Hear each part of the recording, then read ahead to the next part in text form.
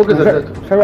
আজকে আমরা সব পলিটিক্যাল পার্টি মিটিং করেছি, এসপি সাহেবও ছিলেন ওখানে। আমরা সবাইকে জানিয়েছিলাম যে কাউন্টিং সেন্টার কিভাবে আপনারা যাবেন, কাউন্টিংয়ে দেখি সিস্টেম হবে, স্ট্রং রুম ওপেন হবে। সবাইকে খুব ভালো একটা ড্রোন ভিডিও দেখিয়ে আমরা রিয়েল লাইফ ভিডিও দেখেছি যে কাউন্টিং সেন্টারে কাছাকাছি কোন রাস্তা ওরা নিতে পারবে, সো দ্যাট ওখানে জাম না হয় কাউন্টিংয়ের আগেও করে। এখন আমরা সব ভেন্যুতে গিয়ে ক্যান্ডিডেট সঙ্গে একবার স্ট্রং রুম ঘুরছি, সো দ্যাট সবার একটা কনফিডেন্স থাকবে, অ্যাডমিনিস্ট্রেশনের উপরে একটা ট্রাস্ট থাকবে।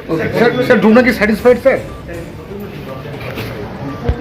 পলিটিক্যাল মিটিং ছিল ডিএমএসপির সাথে, সোমবার কাউন্টিং, কি কি ইনস্ট্রাকশন দিল, গাইডলাইন দিল? ইনস্ট্রাকশন বলতে আগামী 4 তারিখ যে আমাদের কাউন্টিং আছে মালদা কলেজ এবং পলিটেকনিক কলেজে, সেখানে গাড়ি ঘোড়া কোথায় থাকবে, পলিটিক্যাল পার্টি তার ট্রেন কোথায় বসাবে এবং কিভাবে কি করতে হবে, কি কি জিনিস নিয়ে ভেতরে অ্যালাউ করা যাচ্ছে, এবং একবার কাউন্টিং এজেন্ট ভেতর ঢুকলে তিনি আর বাইরে বেরোতে পারবেন না, কিভাবে বেরোবেন, এই সমস্ত বিষয় নিয়ে আলোচনা হলো। আমরাও কিছু কিছু বিষয় নিয়ে আমাদের দাবি জানালাম, ওনারা সেইগুলো সিনিয়রদের জানাবেন, তারপরে আমাদের একটা সদুত্তর দেবেন। বলছি ড্রোনের নজরদারিতে কি দেখাবে?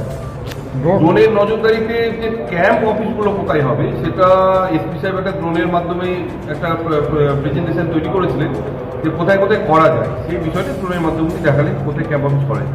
স্ট্রং রুম কখন খোলা হবে সেই সময় ক্যান্ডিডেট 6টার সময় খোলা হবে এবং সমস্ত পলিটিক্যাল পার্টির যারা যারা ক্যান্ডিডেট আছে তাদেরকে 6টার মধ্যে সেখানে উপস্থিত হতে হবে।